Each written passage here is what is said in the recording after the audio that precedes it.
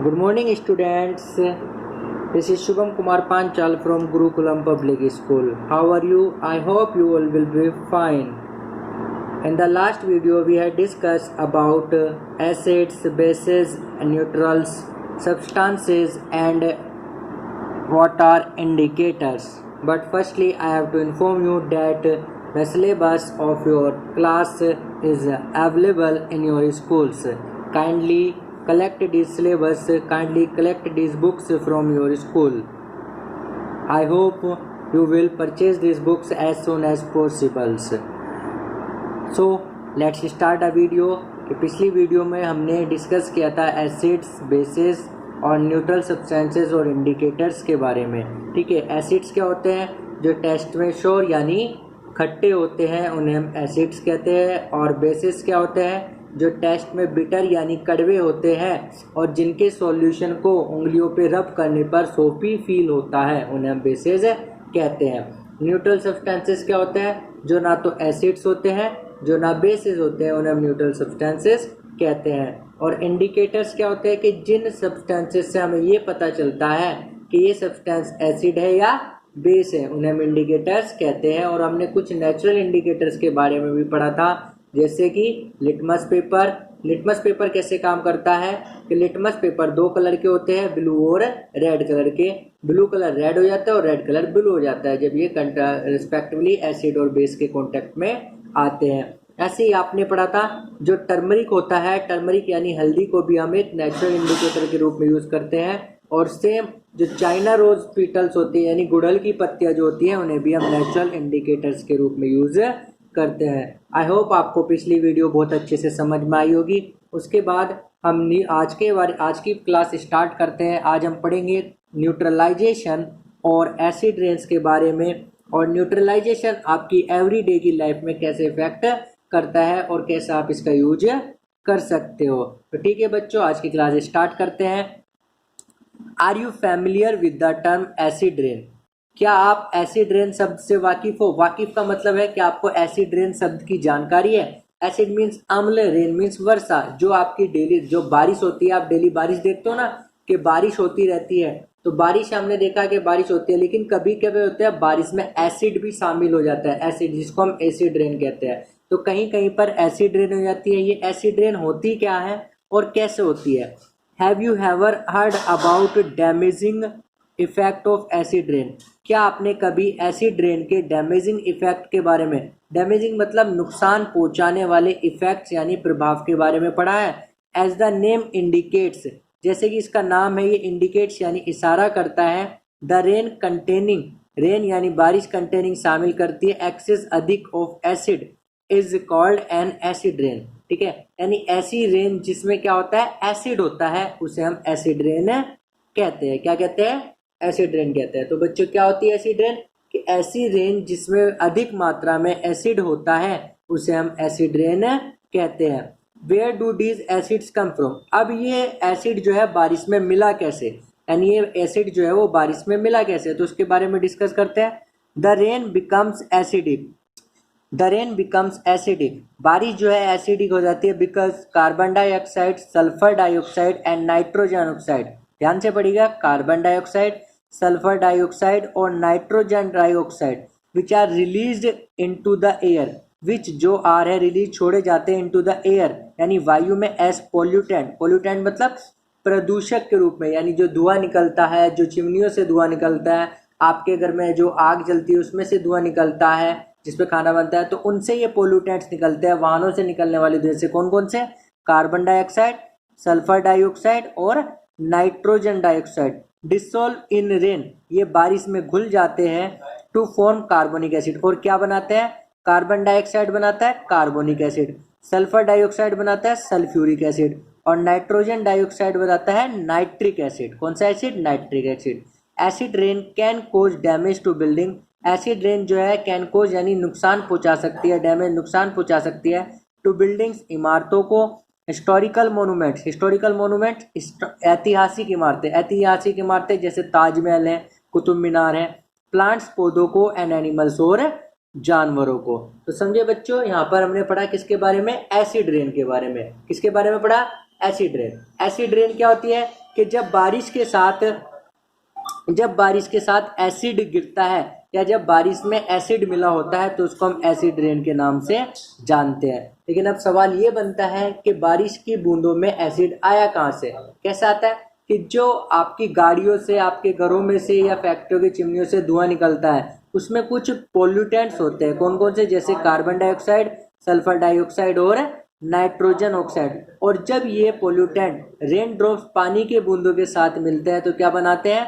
Carbon dioxide बनाता है carbonic acid, sulphur dioxide बनाता है सल्फ्यूरिक एसिड और नाइट्रोजन डाइऑक्साइड बनाता है नाइट्रिक एसिड। ये जो एसिड रेन होती है ये हमारी बिल्डिंग्स को, हिस्टोरिकल मोन्यूमेंट्स को, प्लांट्स को और एनिमल सबको नुकसान पहुंचा सकती हैं। समझे बच्चों इतनी बात? उसके बाद आज हम पढ़ेंगे न्यूट्रलाइजेशन। न्यूट्रलाइजेशन को हिंदी में बोलते हैं उदासीनीकरण। क्या बोलते हैं बच्चों? उदासीनीकरण। उदासीनीकरण यानी न्यूट्रलाइजेशन के बारे में पढ़ते हैं। We have learnt that acid rains turn blue litmus we have learned that acid turns blue litmus red and bases turn red litmus blue।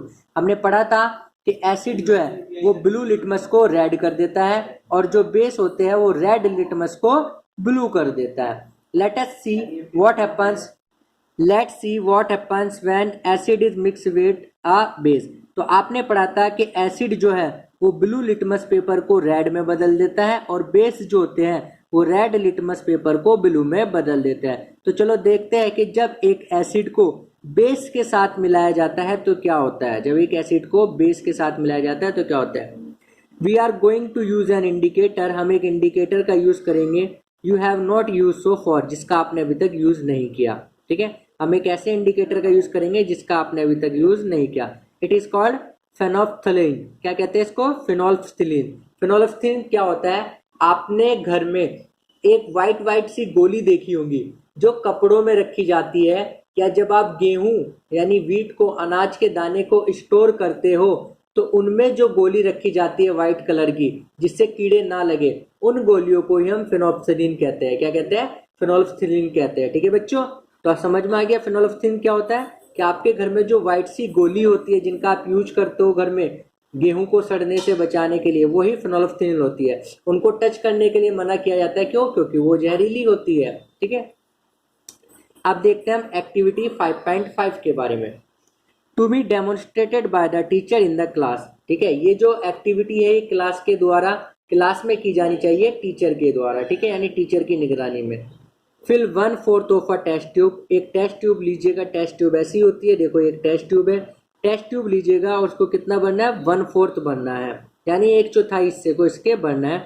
With dilute hydrochloric acid. Dilute hydrochloric acid होता है, मैं बताता हूँ। Dilute बोलते हैं उन्हें जिनका मिश्रण पानी के साथ बना लिया जाता है। यानी जब किसी एसिड में पानी मिला लिया जाता है तो उसको डाइल्यूट बोलते हैं। ठीक है, जिससे उसका इफेक्ट कम हो जाता है। क्या हो जाता है? उसका इफेक्ट कम हो जाता है। तो हम पढ़ते हैं विल 1/4 ऑफ टेस्ट ट्यूब। एक टेस्ट ट्यूब लीजिएगा, उसका 1/4 पार्ट फिल कर लीजिएगा किससे? डाइल्यूट हाइड्रोक्लोरिक एसिड से। Note down colour. अब इसका जो कलर है उसको नोट कर लीजिएगा। Note down the colour of phenolphthalein solution also. और जो आपने फेनोल्फ्थलीन का सॉल्यूशन बनाया उसका कलर भी नोट कर लीजिएगा। Add 2-3 drops of the indicator to the acid. अब फेनोल्फ्थलीन के सॉल्यूशन की 2-3 बूंद जो है वो एसिड में मिला दीजिएगा। Now shake the test tube gently. अब टेस्ट ट्यूब को जो है आराम से थोड़ी देर हिलाइएगा। Do you observe any change in colour of the acid? कि एसिड का कलर चेंज हो जाता है। हाँ देखिएगा, ऐसा हो जाता है एसिड का कलर। ठीक है, एसिड का कलर चेंज हो जाता है। Added to the acidic solution a drop of sodium hydroxide. अब ये जो आपका एसिडिक सॉल्यूशन हुआ था उसमें आप क्या बुलाइएगा? A drop of sodium hydroxide. एक बूंद सोडियम हाइड्रोक्साइड मिला दीजिएगा। By a dropper. एक ड्रॉपर के द्वारा। ड्रॉपर बताया था मैंने आपको क्या होता है कि जो दवाई आती है घर में कांच की शीशी में, उसमें एक ड्रॉपर होता है जिसको ऊपर से दबाने पर दवाई उसके अंदर भर जाती है और फिर दबाने पर निकल जाती है, तो उसको ड्रॉपर बोलते हैं। तो जब आपने सोडियम हाइड्रोक्साइड को मिला दिया एसिडिक सॉल्यूशन में, स्टीर द ट्यूब जेंटली। अब ट्यूब को धीरे धीरे हिलाइएगा। Is there any change in the colour of the solution? क्या सॉल्यूशन का कलर चेंज होता है? Continue adding the sodium hydroxide solution. लगातार सोडियम हाइड्रोक्साइड का सॉल्यूशन इसमें मिलाते रहिएगा, ड्रॉप बाय ड्रॉप, बूंद बूंद करके। While stirring till the pink colour just है। और कब तक मिलाते रहिएगा? एक तो बूंद बूंद करके उसमें सोडियम हाइड्रोक्साइड मिलाते रहिएगा और उसको हिलाते हुए रहिए साथ साथ, और कब तक ऐसा करते रहना है, जब तक उसमें पिंक कलर ना आ जाए। कैसा कलर ना आ जाए बच्चों, पिंक कलर ना आ जाए। Now add 1 more drop of dilute hydrochloric acid. अब उस एसिड में एक ड्रॉप डाइल्यूट हाइड्रोक्लोरिक एसिड की मिला दीजिएगा। व्हाट डू यू ऑब्जर्व, आप क्या देखते हो, the solution get again becomes colourless. Solution फिर से कलरलेस हो जाता है, यानी उसका रंग गायब हो जाता है। Again add 1 drop of sodium hydroxide solution. अब उसमें फिर एक बूंद सोडियम हाइड्रोक्साइड मिलाइएगा। Is there any change in colour, क्या कलर में चेंज होता है? हाँ जी बिल्कुल होता है। सॉल्यूशन जो है वो दोबारा पिंक हो जाता है कलर में। कैसे हो जाता है? पिंक हो जाता है। इट इज एविडेंट, ये इस बात का सबूत है, that when the solution is basic, जब सॉल्यूशन बेसिक था, phenolphthalein gives a pink colour, phenolphthalein एक पिंक कलर देता है। On the other hand when the solution is acidic, और जब सॉल्यूशन एसिडिक हो जाता है, इट रिमेन्स कलरलेस, इसका रंग उड़ जाता है। ठीक है, तो समझ में इतनी बात। दोबारा से सुनिएगा इस एक्टिविटी को एक बार, कि एक्टिविटी 5.1 आपको क्लासरूम में करनी है, लेकिन टीचर की निगरानी में करनी है। क्या करना है आपको, एक टेस्ट ट्यूब लेनी है और उस टेस्ट ट्यूब के 1/4 हिस्से को डाइल्यूट हाइड्रोक्लोरिक एसिड से भर लेना है और उस डाइल्यूट हाइड्रोक्लोरिक एसिड का कलर नोट कर लेना है। फिर उसमें कुछ बूंद आपको फेनोल्फ्थालीन सॉल्यूशन की डालनी है। किसकी डालनी है? फेनोल्फ्थालीन सॉल्यूशन की डालनी है। तो ये कैसा हो जाता है? कलरलेस हो जाता है। कैसा हो जाता है? कलरलेस, यानी इसका कोई कलर नहीं होता। ठीक है, उसके बाद उसमें आप जो एसिडिक सॉल्यूशन आपका मिक्सचर जो था, उसमें कुछ बूंदे सोडियम हाइड्रोक्साइड की डालिएगा ड्रॉपर से और उसको हिलाइएगा और उसमें एक एक करके बूंद डालते रहिएगा सोडियम हाइड्रोक्साइड की और उसको हिलाते रहिएगा। कब तक? जब तक उसका कलर पिंक ना हो जाए। और जब कलर पिंक हो गया, जब कलर पिंक हो जाए, उसके बाद उसमें एक बूंद हाइड्रोक्लोरिक एसिड की डालिएगा, तो सॉल्यूशन आपका फिर से कलरलेस हो जाता है। और जब आप उसमें फिर, जब सॉल्यूशन कलरलेस हो गया दोबारा से, और अब उसमें फिर आप सोडियम हाइड्रोक्साइड की एक बूंद डालिएगा, तो सॉल्यूशन आपका फिर से कलरलेस फिर से पिंक बन जाता है। यानी जब आपने एसिड और इंडिकेटर को मिला रखा था तो सॉल्यूशन आपका कलरलेस था, लेकिन जैसे ही उसमें आपने एक बेस मिलाया तो वो पिंक हो गया। पिंक होने के बाद यानी उसका कलर चेंज हो गया, लेकिन फिर जैसे ही आपने उसमें एक एसिड मिलाया तो वो फिर से कलरलेस हो गया। कलरलेस होने के बाद अगर जब आपने फिर उसमें बेस मिलाया तो वो फिर से पिंक हो गया। ठीक है, तो इससे क्या पता चलता है? इससे पता चलता है कि फेनोल्फ्थालीन जो है वो बेस के साथ एक पिंक कलर देता है, जबकि सॉल्यूशन जब एसिडिक हो जाता है तो वो कलरलेस हो जाता है, यानी उसका रंग उड़ जाता है।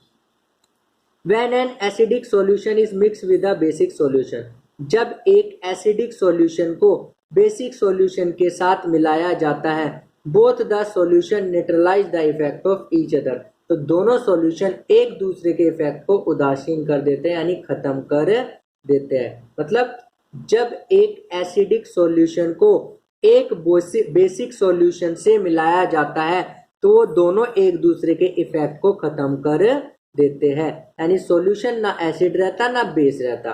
When an acid solution and a base solution are mixed in a suitable amount, जब एक एसिड सॉल्यूशन को और एक बेसिक सॉल्यूशन को सुटेबल अमाउंट्स में मिलाया जाता है, both the acidic nature of the acid and the basic nature of the base are destroyed, तो दोनों का जो नेचर होता है, यानी एसिडिक का नेचर होता है एसिड और बेसिक का नेचर होता है बेस, दोनों नेचर जो है डिस्ट्रॉयड यानी नष्ट हो जाते हैं। द रिजल्टिंग सॉल्यूशन, और जो सॉल्यूशन बनता है, is nether acidic nor basic, तो वो ना तो एसिडिक होता ना ही बेसिक होता। समझे बच्चों, कि जब एक एसिड सॉल्यूशन को एक बेस सॉल्यूशन के साथ मिलाया जाता है तो दोनों सॉल्यूशन एक दूसरे के इफेक्ट को खत्म कर देते हैं। कहने का मतलब यह है कि एसिड जो है वो बेस के इफेक्ट को कम कर देता है और बेस जो है वो एसिड के इफेक्ट को कम कर देता है। तो जो अब सॉल्यूशन बनके तैयार होता है वो ना तो एसिडिक होता और ना ही बेसिक होता। Touch the test tube immediately, अब उस टेस्ट ट्यूब को टच कीजिएगा आफ्टर न्यूट्रलाइजेशन, यानी जैसे ही आपने एसिड में बेस मिलाया उसके ठीक थोड़ी बाद आप उस टेस्ट ट्यूब को टच कीजिएगा। व्हाट डू ऑब्जर्व, आप क्या देखते हो? इन न्यूट्रलाइज रिएक्शन आप देखोगे कि टेस्ट ट्यूब जो है वो गर्म है। क्या है? टेस्ट ट्यूब थोड़ी गर्म है। क्यों गर्म है? इन न्यूट्रलाइजेशन रिएक्शन, न्यूट्रलाइजेशन की क्रिया में heat is always produce, heat हमेशा उत्पन्न होती है। और इवोल्ड, इवोल्ड मतलब उत्पन्न होती है। The evolved heat raises the temperature of the reaction mixture, जो हीट निकलती है वो उस मिक्सचर के टेम्परेचर को बढ़ा देती है। समझे बच्चों कि जब न्यूट्रलाइजेशन की रिएक्शन होती है तो उसमें हमेशा हीट निकलती है, और जो हीट निकलती है वो मिक्सचर के टेम्परेचर को बढ़ा देती है। समझे बच्चों। इन न्यूट्रलाइजेशन रिएक्शन, न्यूट्रलाइजेशन की क्रिया में a new substance is form, एक नया पदार्थ बनता है। दिस इज कॉल्ड सॉल्ट, जिसको क्या कहा जाता है, सॉल्ट कहा जाता है, यानी लवण कहा जाता है। सॉल्ट में भी एसिडिक सॉल्ट एसिडिक भी हो सकता है, बेसिक बेसिक भी हो सकता है, और न्यूट्रल इन नेचर या न्यूट्रल भी हो सकता है। यानी सॉल्ट आपका एसिडिक भी हो सकता है, बेसिक भी हो सकता है, और न्यूट्रल भी हो सकता है, मतलब ना एसिडिक ना basic. Thus neutralization can be defined as below. तो न्यूट्रलाइजेशन की डेफिनेशन आप जैसे दे सकते हो, हम डेफिनेशन पढ़ेंगे, लेकिन उससे पहले एक बार और डिस्कस कर लेते हैं कि जब एक एसिडिक सॉल्यूशन को एक बेसिक सॉल्यूशन में मिलाया जाता है तो दोनों एक दूसरे का इफेक्ट कट कर देते हैं। मतलब एसिड बेस का इफेक्ट घटा देता है और बेस एसिड का इफेक्ट घटा देता है। तो सॉल्यूशन ना तो एसिडिक बचता ना बेसिक बचता। इसी प्रोसेस को हम न्यूट्रलाइजेशन के नाम से जानते हैं। और न्यूट्रलाइजेशन में हमेशा क्या निकलती है, हीट निकलती है, यानी गर्मी निकलती है, जिससे मिक्सचर का टेम्परेचर बढ़ जाता है। ठीक है, तो न्यूट्रलाइजेशन में एक नया पदार्थ बनता है जिसको हम क्या कहते हैं, सॉल्ट कहते हैं, जो एसिडिक भी हो सकता है, बेसिक भी हो सकता है, या न्यूट्रल भी हो सकता है। ठीक है, अब न्यूट्रलाइजेशन की डेफिनेशन पढ़ते देखते हैं। The reaction between an acid and a base is known as neutralization। यानी एसिड और बेस के बीच में जो रिएक्शन होती है, यानी जो अभिक्रिया होती है, उसको हम न्यूट्रलाइजेशन यानी उदासीनीकरण के नाम से जानते हैं। किस किस के बीच में, the reaction between and acid and a base is known as neutralization. अगर आपसे कोई पूछे व्हाट इज न्यूट्रलाइजेशन, तो आप क्या जवाब दोगे, the reaction between the acid and a base is called neutralization. अब इसमें बनता क्या है, salt and water are produce in this process. इस प्रोसेस में क्या क्या बनता है, एक तो सॉल्ट बनता है, एक वाटर बनता है with the evolution of heat, और साथ में क्या निकलती है, हीट निकलती है। तो अगर आपसे कोई पूछे न्यूट्रलाइजेशन में बनता क्या है, तो आप बताओगे सॉल्ट बनता है, वाटर बनता है, और साथ में क्या निकलती है, हीट निकलती है। ठीक है, तो आपसे पूछा जाए व्हाट इज न्यूट्रलाइजेशन, तो आप जवाब दोगे the reaction between acid and base is called neutralization. अब कोई पूछे इसमें बनता क्या, तो आप जवाब दोगे सॉल्ट एंड वाटर, और साथ में हीट भी निकलती है। इस इक्वेशन को हम ऐसे दिखा सकते हैं, acid plus base equal to salt plus water. यानी एसिड को जब बेस से मिलाया तो क्या बना, सॉल्ट और वाटर बना, और साथ में हीट इज इवॉल्व्ड यानी हीट निकल गई। The following reaction is an example. नीचे एक रिएक्शन दी गई है जिसको आप एक एग्जांपल ले सकते हो। हाइड्रोक्लोरिक एसिड HCl को हम किससे मिलाते हैं, sodium hydroxide, sodium hydroxide NaOH से मिलाते हैं, तो क्या बनता है, सोडियम क्लोराइड NaCl। NaCl से आप अच्छी तरह वाकिफ होंगे, बहुत अच्छा, डेली आप यूज करते हो उसका। जो घर में आपका नमक होता है ना, साधारण नमक जिसको हम बोलते हैं, जो खाने में डालते हो, उसका केमिकल नेम होता है सोडियम क्लोराइड। क्या होता है उसका केमिकल नेम, सोडियम क्लोराइड। और अगर आपसे पूछे कि घर में जो साबुन यूज होती है उसमें कौन सा बेस मिला होता है, तो उसमें ये वाला बेस मिला होता है सोडियम हाइड्रोक्साइड। सारी साबुन में या शैम्पू में सोडियम हाइड्रोक्साइड मिला होगा, समझे बच्चों। और जो घर में आपका नमक होता है उसका क्या नाम होता है, सोडियम क्लोराइड होता है। क्या होता है, सोडियम क्लोराइड। और साथ में वाटर को आप जानती हो क्या होता है केमिकल फॉर्मूला, H2O। ठीक है, तो लेकिन ऐसा मत करना कभी मम्मी से जाके कहने लगो मम्मी थोड़ा सा NaCl दे दो, खाने में कम है, तो मम्मी बोलेगी NaCl क्या होता है, तो मम्मी को नमक भी बोलना। ठीक है, समझ में आई बात बच्चों, क्योंकि मम्मी को केमिकल नेम याद नहीं होंगे। ठीक है, केमिकल नेम आपको याद करने हैं, सोडियम क्लोराइड बोलते हैं। Boojho added dilute sulphuric acid to lime water, will the reaction mixture become hot और कोल्ड। बूझो जो है वो डाइल्यूट सल्फ्यूरिक एसिड को लाइम वाटर से मिला देता है, तो क्या रिएक्शन का मिक्सचर गर्म होगा ठंडा होगा, तो इसका जवाब आप लोग अपने दिमाग से सोचना कि उसने एक एसिड को एक बेस से मिलाया है, लाइम वाटर से मिलाया है। ठीक है, लाइम वाटर सोडियम हाइड्रोक्साइड जो होता है, ठीक है, तो उससे मिलाया, तो क्या जो मिक्सचर है वो गर्म होगा ठंडा होगा, इसका जवाब आप खुद सोचना। ठीक है बच्चों, ये रिएक्शन याद रखना, acid plus base equal to salt plus water, और साथ में हीट निकलती है। ये डेफिनेशन आपकी न्यूट्रलाइजेशन की। अब देखते हैं न्यूट्रलाइजेशन इन एवरीडे लाइफ। ठीक है, यानी आपके रोजाना के जीवन में न्यूट्रलाइजेशन का क्या यूज होता है। सबसे पहला आता है इंडाइजेशन यानी अपच। अपच मतलब जब खाना सही से नहीं पचता, कब्ज हो जाता है जिसे बोलते हैं, उसको इंडाइजेशन बोलते हैं। अवर स्टमक कंटेन्स हाइड्रोक्लोरिक एसिड, हमारे स्टमक यानी पेट में क्या होता है, हाइड्रोक्लोरिक एसिड होता है। मैंने पहले भी जिक्र करा था जब हमने डाइजेशन के बारे में पढ़ा था कि हमारे स्टमक में क्या होता है, हाइड्रोक्लोरिक एसिड होता है। It helps us to digest food, ये हमें खाना पचाने में मदद करता है। ठीक है, हमारे पेट का हाइड्रोक्लोरिक एसिड इतना स्ट्रॉन्ग होता है कि अगर ब्लेड हमारे पेट में चला जाए तो इस स्टील के ब्लेड को भी गला देगा। समझे बच्चों? तो हमारे स्टमक में क्या होता है, हाइड्रोक्लोरिक एसिड होता है और ये डाइजेस्ट फूड यानी खाने को पचाने में मदद करता है। As you have learn in chapter 2, जैसे कि आपने चैप्टर 2 में पढ़ा था, मैंने अभी जिक्र करा कि डाइजेशन के बारे में पढ़ाया था जब पढ़ा था। But too much of acid, लेकिन ज्यादा एसिड इन द स्टमक, पेट में, कॉजेज इंडाइजेशन। लेकिन अगर हमारे पेट में ज्यादा एसिड निकल जाए तो उससे क्या होता है, इंडाइजेशन हो जाता है, कब्ज हो जाती है। जैसे बोलते हैं ना घर पे कि मेरे तो पेट में एसिड बन रहा है, सुना होगा आपने, बड़े लोग बोलते हैं कि पेट में एसिड बन रहा है। तो वही होता है कि जब हाइड्रोक्लोरिक एसिड की मात्रा ज्यादा निकल जाती है, ठीक है, जब हाइड्रोक्लोरिक एसिड की मात्रा ज्यादा निकल जाती है तो उसी को हम इंडाइजेशन कहते हैं। समटाइम इंडाइजेशन इज पेनफुल, कभी कभी इंडाइजेशन पेनफुल होता है यानी दर्ददायक होता है, दर्द होता है। टू रिलीव इंडाइजेशन, इंडाइजेशन से बचने के लिए we take an antacid, हमें क्या लेते हैं, एंट एसिड लेते हैं, such as milk of magnesia. क्या लेते हैं, milk of magnesia, which contains magnesium hydroxide, जिसमें क्या होता है, मैग्नीशियम हाइड्रोक्साइड होता है। It neutralize the effect of excessive acid, ये ज्यादा एसिड के इफेक्ट को न्यूट्रलाइज कर देता है, उदासीन कर देता है यानी खत्म कर देता है।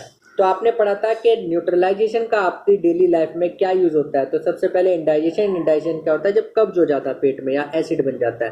तो हमारा जो स्टमक होता है, तो हमारे स्टमक में क्या होता है, हाइड्रोक्लोरिक एसिड होता है जो हमारे खाने को पचाने में मदद करता है, जैसे कि आपने चैप्टर नंबर 2 में पढ़ा भी था। ठीक है, और जब हमारे पेट में ये एसिड ज्यादा निकल जाता है तो हमें प्रॉब्लम हो जाने लग जाती है, कभी कभी इंडाइजेशन की वजह से दर्द भी होने लगता है। तो इस इंडाइजेशन से आराम पाने के लिए हम क्या करते हैं, एंट एसिड लेते रहते हैं, जैसे milk of magnesia. Milk of magnesia में क्या होता है, मैग्नीशियम हाइड्रोक्साइड होती है। मिल्क ऑफ मैग्नीशिया एक दवाई होती है, आप डॉक्टर से आगे पूछ सकते हो। मैग्नीशियम हाइड्रोक्साइड होता है जो क्या करता है, एसिड के इफेक्ट को न्यूट्रलाइज कर देता है यानी उदासीन कर देता है यानी खत्म कर देता है। तो बच्चों समझ में आती बात। उसके बाद देखते हैं हम अंट बाइट। अंट बाइट यानी चींटी का काटना है। आप पे चींटी काट लेती है ना तो बहुत खुजली होती है, ठीक है, तो अब से नहीं हुआ करेगी। कैसे, क्योंकि उसका इलाज बता देंगे हम आपको।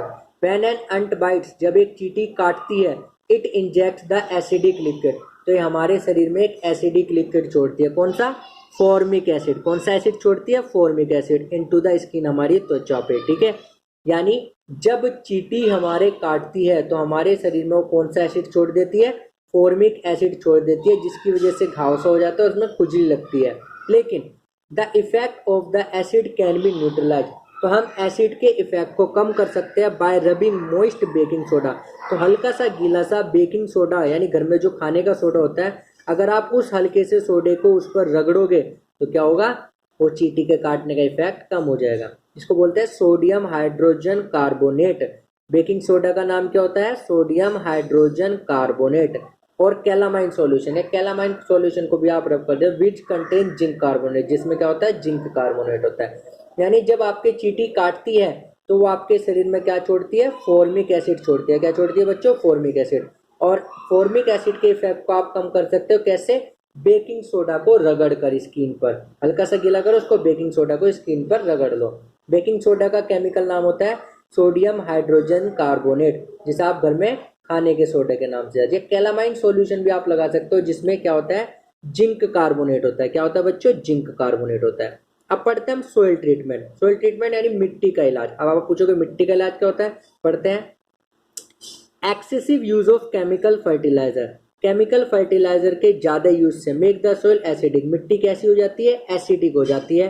Plants do not grow well, पौधे अच्छे से नहीं उगते। When the soil is either too acidic or too basic, जब मिट्टी ज्यादा एसिडिक हो जाए या ज्यादा बेसिक हो जाए। When the soil is too acidic, जब मिट्टी ज्यादा एसिडिक हो जाती है, it is treated with bases, इसमें बेस मिलाया जाता है, जैसे क्विक लाइम जिसे हम कैल्शियम ऑक्साइड भी कहते हैं, या स्लेक्ट लाइम जिसे हम कैल्शियम हाइड्रोक्साइड भी कहते हैं। और if the soil is basic, और अगर सोइल बेसिक हो जाए तो ऑर्गेनिक मैटर जैसे कंपोस्ट यानी खाद इज एडेड टू, इसमें मिला दिया जाता है। Organic matter releases acid, organic matter से एसिड निकलता है, which neutralize the basic nature of the soil, जो मिट्टी के बेसिक नेचर को खत्म कर देता है। तो सोइल ट्रीटमेंट में आपने पढ़ा क्या कि मिट्टी जो होती है, मिट्टी के में ज्यादा केमिकल फर्टिलाइजर का यूज करने से सोइल एसिडिक हो जाती है, ठीक है।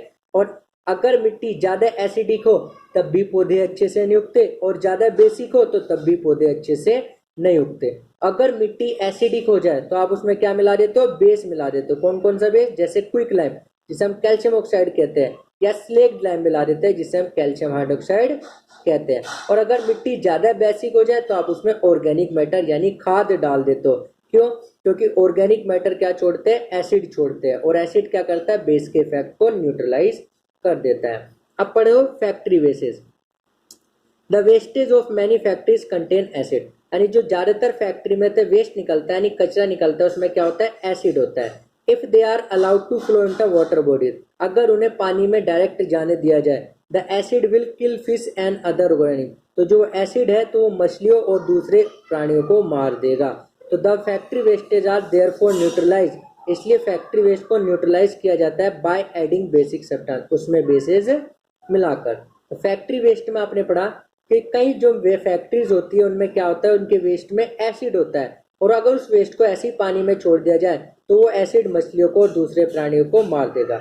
इसलिए उस वेस्ट को पानी में छोड़ने से पहले, तालाबों वगैरह में छोड़ने पहले उसका इलाज किया जाता है, किससे, उसमें बेस मिलाया जाता है ताकि वो न्यूट्रलाइज हो जाए। तो आज के बच्चों वीडियो इतनी थी। इस चैप्टर में जो भी ये बातें अगर आपको ना समझ में तो आप मुझसे डिस्कस कर सकते हो, कहाँ पर, व्हाट्सएप ग्रुप में। और बच्चों जो भी आपको एक्सरसाइज वर्क मिलता है वो आप अपनी फेयर नोटबुक पर कर सकते हो। समझ में आए बच्चों इतनी बात। छोटी सी बात और बच्चों बताना चाहूंगा कि हमारी बॉडी में जो सेल्स होते हैं उनमें भी एक एसिड होता है जिसे हम डीऑक्सी राइबोन्यूक्लिक एसिड कहते हैं। क्या कहते हैं, डीऑक्सी राइबोन्यूक्लिक एसिड कहते हैं, या शॉर्ट टर्म्स में डीएनए कहते हैं। ये डीएनए वही होता है जो हमारे माँ बाप के गुणों को हम में ले जाता है। जैसे आपको कोई बोलता है ना कि तुम्हारी आंखें पापा जैसी है, बाल मम्मी जैसे हैं, तो वो क्या होता है, ये डीएनए का ही काम होता है, ठीक है। जो हमारे बॉडी के जो गुण होते हैं, जैसे हमारा लुक हो गया, कलर हो गया, हमारी आंखें होगी, हमारी हाइट होगी, इसको निर्धारित करता है। और जो प्रोटीन हमारी बॉडी में सेल बनाते हैं उनमें भी एसिड होता है, कौन सा, अमीनो एसिड। ऐसी जो फैट बॉडी में होता है वो भी फैटी एसिड से बने होते हैं। समझ में बच्चों इतनी बात।